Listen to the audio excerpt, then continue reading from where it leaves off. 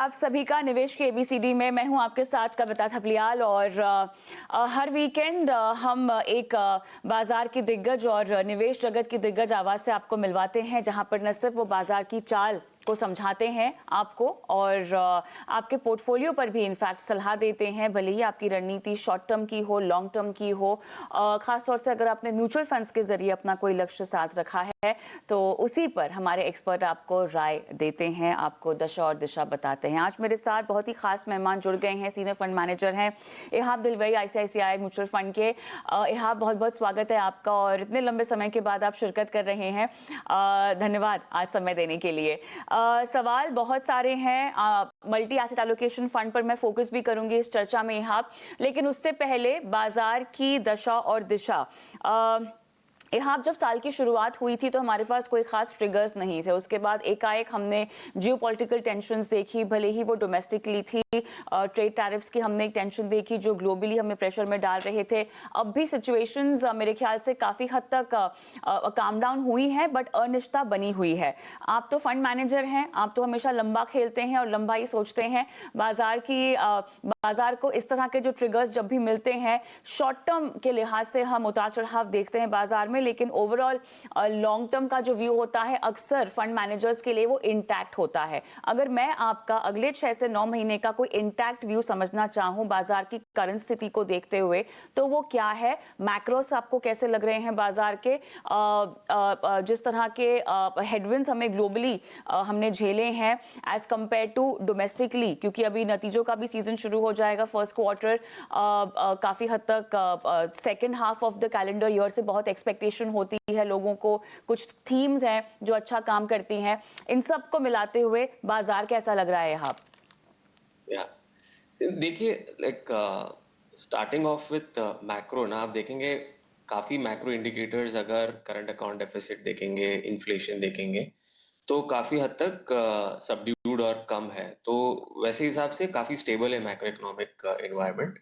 आपने सही बताया कि थोड़ी अनसर्टेनिटी, टैरिफ रिलेटेड अनसर्टेनिटी के वजह से है, बट वो इंडिया स्पेसिफिक नहीं है। यूएस सारे देशों के साथ टैरिफ रेट रिवाइज कर रहा है, एंड रिसेंटली वियतनाम का बाहर आया है, चाइना का भी थोड़ा बहुत सेटल हो गया है, और उम्मीद है कि इंडिया का भी I think within a week कुछ सेटल हो सकता है टैरिफ रेट। तो उसमें देखना पड़ेगा कि हाउ इंडिया का rate, how is it relative to जो दूसरे कंट्रीज हैं उनके हिसाब से कैसा है। एक्सपेक्टेशन है कि दूसरे देशों से अच्छा होना चाहिए, इधर वियतनाम या चाइना से, बट नोइंग यूएस पॉलिसी काफी अनसर्टन रहती है, तो it is difficult to predict how कैसे आएगा वो। बट उसके हिसाब से जो एक मैक्रो ट्रेंड ग्लोबली जो देखा जा रहा है कि डॉलर डेप्रिसिएशन जो है, राइट, वो टू सम एक्सटेंट ये टैरिफ रीसेट सेट ऑफ कर रहा है, क्योंकि अगर dollar as a currency weaken होता है तो फिर वो tariff impact to some extent कम हो जाता है। वो हम देख रहे हैं स्पेशली पोस्ट अप्रैल, जब टैरिफ अनाउंसमेंट हुआ था, उसके बाद डॉलर काफी देशों के करेंसी के सामने डिप्रिशिएट हुआ है, एंड डॉलर इंडेक्स जो डीएक्सवाई इंडेक्स है उससे पता लग जाता है कि ऑलमोस्ट पीक हुआ था 110 तक, और वो ड्रिफ्ट नीचे होते होते 97 तक आ गया है अभी। तो वो भी एक ग्लोबल मैक्रो ट्रेंड है। बट देखा जाए इंडिया में, लाइक आई मेंशन्ड, मैक्रो काफी स्ट्रांग है, करंट अकाउंट डेफिसिट लो है, इन्फ्लेशन इन कंट्रोल है, करेंसी काफी स्टेबल है। जो इंडियन इक्विटी मार्केट के लिए थोड़ा मिसिंग था वो है earnings growth, especially since last year earnings growth weak है, and versus estimates especially disappoint हो रहे हैं, क्योंकि estimates slightly higher थे, because street का expectation था कि जो strong earnings growth हमने देखा था वो continue हो जाएगा, but to some extent उसमें थोड़ा pause हो गया है earnings growth में। but I think market needs earning growth revival। अगर वो आ गया तो फिर equity markets can do well। So broadly to sum up my equity market view, मुझे लग रहा है कि downside limited है because macro quite favorable है, foreign investor absent है from Indian equity market, तो उसमें उससे upside risk आ सकता है if foreign investor comes back to the Indian equity market, but I think return expectation moderate होनी चाहिए बिकॉज अर्निंग्स ग्रोथ जो एक्सपेक्टेड था वो डिलीवर नहीं हो रहा है at a broader market level, तो इन केस वो हो जाए तो फिर equity markets can do well, and I think from a policy support perspective हम लोगों ने काफी पॉलिसी सपोर्ट देखा है फ्रॉम इधर गवर्नमेंट जो टैक्स बेनिफिट था बजट में, plus liquidity infusion, plus rate cut. So policy support काफी है. Now we'll have to see how it translates into broader economic growth and earnings growth. Alright, आपकी across the market caps valuation को लेकर नज़रिया मुझे जानना है, स्पेशली अगर मैं स्मॉल मिड कैप्स की मैं बात करूं, स्पेसिफिक पॉकेट्स जहां आपको लगता है कि अभी भी टाइम करेक्शन का इंतज़ार है, फर्स्ट ऑफ ऑल क्या आपको टाइम करेक्शन का इंतज़ार है और अगर है तो किन पॉकेट्स में? देखिए, एज अ फंड हाउस हमें लार्ज कैप बेटर लगते हैं versus mid and small cap, because the investable universe is quite deep from a liquidity perspective, whereas थोड़ा mid cap is slightly narrow, तो वहां पे थोड़ा valuation थोड़ा ज्यादा लगता है. Similarly, small cap, though on an aggregate may look expensive, but उसमें भी थोड़े pockets हैं जहाँ पे आप कोई segment of small caps you can try to build a portfolio around it. So I think from a preference, from a capitalization perspective, it is large caps versus mid and small caps. But on a status को ये समझना जरूरी है कि देखो, एक होता है डिमांड फॉर इक्विटीज जो काफी स्ट्रांग है because supply into mutual fund strong है, बट एक दूसरा नजरिया है कि सप्लाई इनटू इक्विटीज. तो आप जून का डेटा देखेंगे, राइट, तो supply into equities is quite high. It's almost multifold of what demand for equities is. So I think in the medium to long term, ये if supply keeps continuing, वो थोड़ा break डाल सकता है equity returns from a medium to long term perspective. ये भी एक view बन रहा है. ऑलराइट, आप चलिए थोड़ा सा फोकस करते हैं अब मल्टी एसेट एलोकेशन स्ट्रैटेजीज पर, और ये जो फंड है या ये जो कैटेगरी है, लेटली हमने देखा है कि इन्वेस्टर्स ने इसको हाथों हाथ लिया है. ऑब्वियसली आपको इक्विटी डेट मिल जाता है, कमोडिटीज़ का एक्सपोजर भी मिल जाता है, कुछ फंड्स में हम रीट्स और इनवीट्स का भी एक्सपोजर देखते हैं. इन terms of asset class diversification ये बहुत ही ब्रिलियंट कैटेगरी है, और पिछले कुछ समय में क्योंकि हमने देखा था एक दौर ऐसा आया था कि अक्रॉस एसेट क्लासेस आपने जहां भी पैसा डाला है, भले ही वो इक्विटी हो, डेट हो या कमोडिटीज़ में गोल्ड या सिल्वर हो, आपका पैसा बस बना ही है. एसेट एलोकेशन स्ट्रैटेजीज दो तरह की होती हैं, पोर्टफोलियो के लेवल पर भी होती हैं और फंड लेवल पर भी होती हैं, और ये जो तरह का फंड है आपको फंड लेवल पर एसेट एलोकेशन करवा कर देता है. अगर मैं आपके फंड हाउस के मल्टी एसेट एलोकेशन फंड के बारे में बताऊं तो फिलहाल in terms of asset class exposure क्या है, if we can start with this.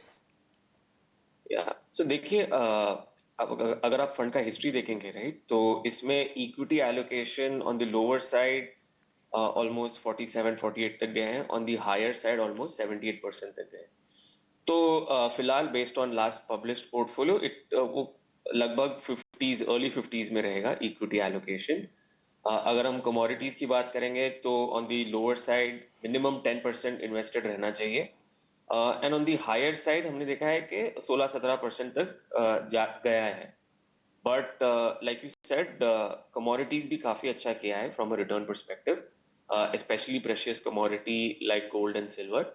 तो हमने उसका एलोकेशन भी कम किया है इन दी पोर्टफोलियो, तो it is at the lower end of the range of 10 to 16-17, and generally balance जो है after equity and after commodity वो डेट और आर्बिट्राज टाइप ऑफ इंस्ट्रूमेंट्स में इन्वेस्टेड रहता है. Alright, got it. अब क्योंकि हम अक्रॉस एसेट क्लासेस एलोकेशन की बात करते हैं, और हर एसेट क्लास के अलग अलग फंड मैनेजर्स होते हैं, मेरे ख्याल से आप थोड़ा सा ज़्यादा इक्विटी की ओर बातचीत कर पाएंगे करेक्ट। हमारे साथ। बट हैविंग सेड दैट, क्या ये एलोकेशंस बदलते हैं, एक्सपोजर्स बदलते हैं बाजार की चाल के हिसाब से और या एसेट क्लास की परफॉर्मेंस के हिसाब से? इसीलिए भी पूछ रही हूँ क्योंकि लोगों को बस दिख जाता है कि अच्छा इसमें इक्विटी भी है, डेट भी है, गोल्ड भी है, बट लोग ये नहीं समझ पाते कि इसकी एलोकेशंस होती हैं और उसकी एलोकेशंस बदलती भी हैं। नहीं, करेक्ट। तो अगर आप उसके लिए आपको फंड का हिस्ट्री देखना पड़ेगा कि okay. Over a period of time how a fund has allocation कैसे चेंज हो रहा है। तो जैसे मैंने बताया, इक्विटी का भी एलोकेशन क्वाइट वाइड रेंज है, कमोडिटीज का भी क्वाइट रेंज है उसमें भी। तो हमें लगता है कि actively managing the asset allocation काफी जरूरी है एंड काफी इंपॉर्टेंट है, because in a particular phase of the market एक पर्टिकुलर एसेट क्लास अच्छा करता है। तो हमारी जिम्मेदारी है कि हमें आइडेंटिफाई करना है कि कौन से फेज ऑफ द मार्केट में है हम, और ये फेज ऑफ द मार्केट में कौन सा एसेट क्लास अच्छा करेगा। तो actively managing an asset allocation can help generate return and alpha over a medium to long term period। ये हमारा व्यू है, और हम बिलीव करते हैं कि dynamically and actively managing an asset allocation is the right approach to managing a multi asset strategy. हाँ, equity portion में आपकी जो स्ट्रैटेजी होती है वो क्या फ्लेक्सी कैप है या मल्टी कैप है? फ्लेक्सी कैप है। ओके। ऐसा जरूरी नहीं है कि हमें मिड एंड स्मॉल कैप में एलोकेशन करना ही है, but having said that, like I mentioned earlier, some pockets of small cap, some pockets of mid cap में allocation है फिलहाल, एंड काफी बड़ा allocation large cap stocks में है फिलहाल। ओके। थोड़ा सा सेक्टर वाइज आप मुझे बता सकते हैं टॉप 5 सेक्टर्स, फिर अगर इक्विटी पोर्शन में आपने कहाँ कहाँ पे रखा है, because I am assuming large cap पर बहुत फोकस है आपका। तो उसी तरह के सेक्टर्स पर भी आपने अपना एक्सपोजर रखा होगा। करेक्ट। सो ब्रॉडली मेरा ये व्यू है कि कंजम्पशन जो वीक रहा है for quite some time because of the policy support, ये कंजम्पशन रिवाइव होना चाहिए। तो broadly consumption as a segment में एलोकेशन डिसेंट है, and when I speak consumption उसमें काफ़ी सेगमेंट्स और सब सेगमेंट्स इंक्लूड होते हैं।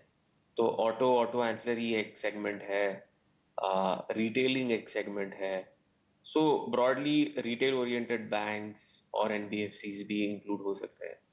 तो ब्रॉडली मेरा ये व्यू है कि कंजम्पशन जो वीक रहा है फॉर क्वाइट सम टाइम, तो वो रिवाइव होगा, and as a result of which consumer oriented stocks अच्छे कर सकते हैं। तो वैसा एक पोजिशनिंग है।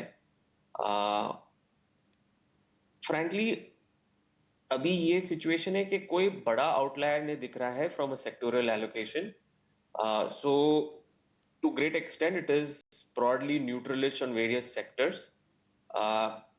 पहले काफी अंडरवेट होते थे हम आईटी एंड एफएमसीजी में, ये स्ट्रैटेजी में, बट ये दो सेक्टर्स ने काफी अंडर परफॉर्म किया है last 2 to 3 years, and expectation भी क्वाइट म्यूटेड है ये सेक्टर्स में।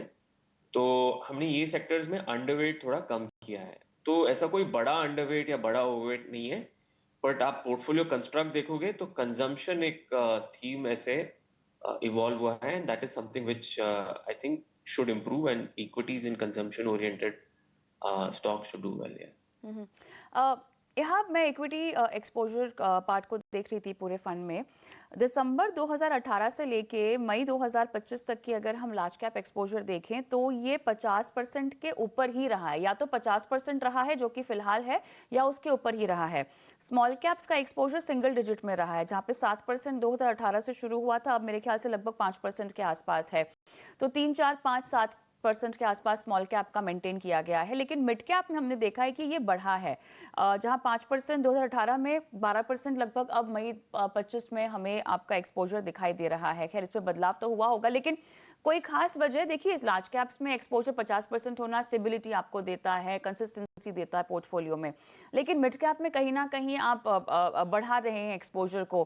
क्या 12 से आगे भी जाने की गुंजाइश है? क्योंकि अभी तक तो फंड के एक्सपोजर में दिखा नहीं है दिसंबर 18 से लेके अब तक, लेकिन क्या आने वाले समय में ऐसा हो सकता है? अगर ऐसा हो सकता है तो किस बेसिस पर होगा? नहीं, ये मिड कैप जो एक्सपोजर आपको दिख रहा है, राइट, ये ग्रॉस लेवल पे है। जी। अगर आप नेट एक्सपोजर देखेंगे, क्योंकि ओके। थोड़े मिड कैप स्टॉक्स में भी आर्बिट्राज क्रिएट किया होगा, तो ऑन अ नेट बेसिस ये लगभग 8 to 9% ही है in the mid cap strategy. And ये काफी जो मिड कैप्स है, ये लार्जेस्ट मिड कैप्स है, तो ये बॉर्डर लाइन है, इधर लार्ज कैप या मिड कैप के बॉर्डर लाइन में है काफी जो मिड कैप एलोकेशन है। तो फिलहाल as thing stand preference large cap के लिए ही है। एक ऑब्जर्वेशन सही है। देखिए, अगर जो कोविड का पीरियड आया था, राइट, अगर वो उसमें क्या देखा कि मार्केट करेक्ट हुआ था, बट वो रिकवरी काफी क्विक थी। तो for a flexi cap strategy to reposition from large cap to mid and small cap, generally थोड़ा टाइम लगता है। इन केस अगर ये जो कोविड का जो करेक्शन था, अगर वो प्रोलॉन्ग्ड करेक्शन होता और रिकवरी इतनी क्विकली नहीं आती, तो मुझे लग रहा है कि ये स्ट्रैटेजी भी रिपोजिशन कर सकता था into mid and small cap at that period of time. The reason being that the recovery was very quick, तो रिपोजिशनिंग हुआ होगा, बट इतने हद तक नहीं हुआ होगा जितना चाहिए था। ऑलराइट। रिटर्न्स की तो हम बातचीत नहीं कर सकते आपके साथ, लेकिन देखिए लोगों की अक्सर आदत होती है कि वो पास्ट रिटर्न्स देखे और कहीं ना कहीं फंड खरीदने का फैसला करे। तो रिटर्न एक्सपेक्टेशन तो नहीं, लेकिन अगर किसी को लॉन्ग टर्म के लिए पोर्टफोलियो में डालना हो तो average long term return expectation क्या सेम लाइंस पर होनी चाहिए? थोड़ा डिफिकल्ट होगा, क्योंकि देखिए, अगर आप 3 साल 4 साल पहले जाएंगे, राइट, तो उसमें तब क्या था, कोई ना कोई तो एसेट क्लास अट्रैक्टिव था। तो from a asset allocation perspective, कोई one can be highly over indexed on a particular asset class. But like you mentioned in the start of the conversations, over the last 1 to 2 years, काफी like commodities ने भी अच्छा किया है, equities ने भी अच्छा किया है। तो अभी आज के स्टार्टिंग पॉइंट से, and when debt short term rates have also come down, to expect similar returns going ahead will be a challenge, because most of these asset classes have done well. That is the starting point today. But having said that, हमारा गोल है कि through asset allocation, tactically shifting, अगर एक asset class ने अच्छा किया है तो वहां प्रॉफिट बुक करके दूसरे एसेट क्लास में इन्वेस्ट करेंगे। ये जो कंटिन्यूअस प्रोसेस हम लोग ट्राई करते हैं, उसके थ्रू भी रिटर्न्स जनरेट हो सकते हैं। And ultimately over the medium term, equities as an asset class I feel should do better over the medium term versus the rest of the two asset classes. So broadly, but the return expectation should be lower than what one has seen over the last 3 to 4 years is broadly my view. Returns भी अगर हम देखें तो benchmark के मुकाबले overall out performance ही यहाँ पर देखने को मिली है, क्योंकि अगर हम सिंस इंसेप्शन देखें तो लगभग 21% के आसपास है, जहाँ पर बेंचमार्क 16.8% पे है, तो यहाँ पे 4.2% की आउट परफॉर्मेंस है। पिछले 5 साल में अगर 25% के आसपास का अगर फंड ने रिटर्न दिया है, बेंचमार्क 18% के आसपास है, आउट परफॉर्मेंस यहाँ पे 6% की हमें दिखाई दे रही है। एक टैक्स का पहलू है जिसके बारे में मुझे आपसे बात करनी है। टैक्सेशन यहाँ पर कैसे ध्यान में रखा जाएगा? जो हमारा स्ट्रैटेजी है वो इक्विटी टैक्सेशन बेस्ड है, तो क्रॉस लेवल पे हम लोग हमेशा 65 के ऊपर रहते हैं इक्विटी एलोकेशन।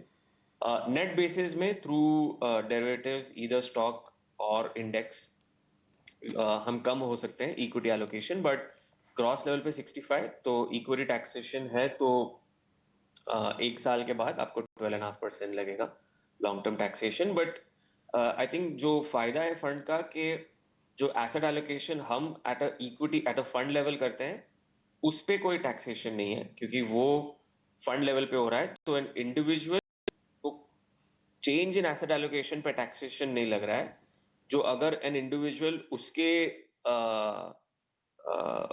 इंडिविजुअली ट्राई करेगा टू डू एसेट एलोकेशन, उसको हर बार टैक्स लगेगा if he switching from one asset to the other.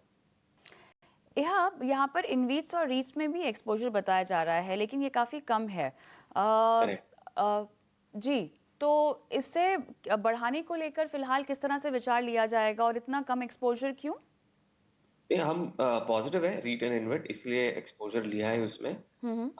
But ये जरूरी समझना है कि जो फंड का साइज है आज और जो रीट इन्वेट मार्केट है, आई थिंक इंडिया में रीट इन्वेट मार्केट अभी भी इवॉल्व हो रही है। नंबर ऑफ प्लेयर्स भी क्वाइट लिमिटेड है। तो as and when the REIT InvIT market evolves, I think given the fund size हम लोग एक्सपोजर बढ़ा सकते हैं। तो वो अभी, बट हम लोग पॉजिटिव है in that segment of the market, REIT InvIT. Risk involve क्या हो सकते हैं? सबसे पहले तो मल्टी एसेट एलोकेशन फंड शायद आपका पहला फंड हो सकता है अगर आपने इन्वेस्टमेंट जर्नी की करेक्ट। शुरुआत आपको करनी है। So this can be your first fund, लेकिन इसमें से रिस्क के बिना मेरे ख्याल से कोई भी इन्वेस्टमेंट नहीं होती है, कोई भी खाली नहीं होती बिना रिस्क के। बट यहाँ पर अगर मैं रिस्क फैक्टर्स कंसिडर करना चाहूँ from an investors point of view, तो वो क्या होंगे? नहीं, देखिए, रिस्क इज ऑब्वियसली, एक इक्विटी का valuation is to some extent a risk, because it is always good अगर आप लोअर वैल्यूएशन में एंटर करते हो। अगर आप स्लाइटली हायर वैल्यूएशन में एंटर करते हो तो returns going ahead can be moderate or limited. So that is, I think, valuation is one key risk from an equity point of view. For returns, moderate return is possible because earnings growth hai, though slightly lower, but that earnings growth can to some extent convert into product returns.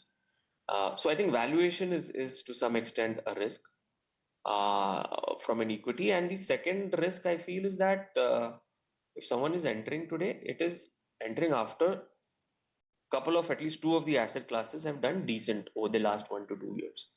So the holding period for this strategy has to be slightly higher. So if someone, अगर मैं आज enter कर रहा हूँ multi asset fund में, मेरा expectation ये नहीं होना चाहिए कि जो पहले के रिटर्न्स हैं वो मुझे नेक्स्ट 1 ईयर में दिखने चाहिए। आपका होल्डिंग पीरियड 3 to 5 years है, तो ये हिस्टोरिकल रिटर्न्स कन्वर्ट होने के चांसेस स्लाइटली बेटर है।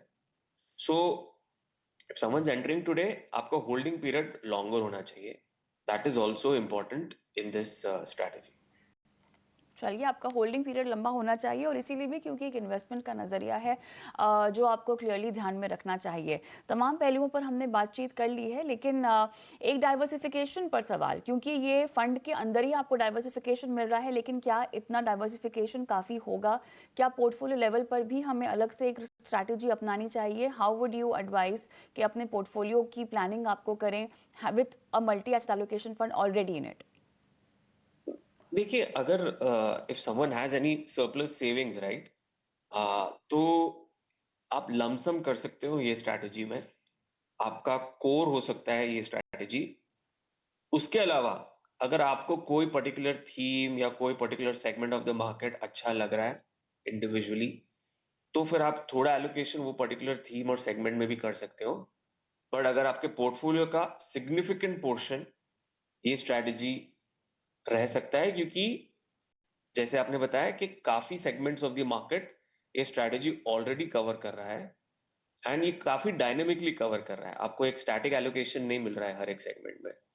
तो वो जो एक्टिव पोर्टफोलियो एलोकेशन जो आपको इंडिविजुअल लेवल पे करना है, ये स्ट्रैटेजी ऑलरेडी कर रहा है। तो ये काफी कोर पोर्शन रह सकता है आपके एंटायर पोर्टफोलियो का।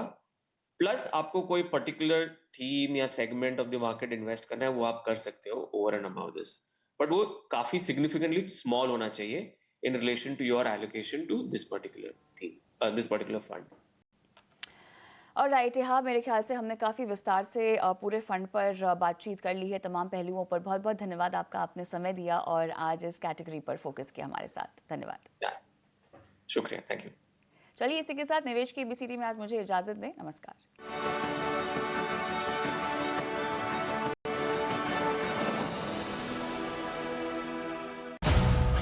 मैं हूं सृष्टि शर्मा।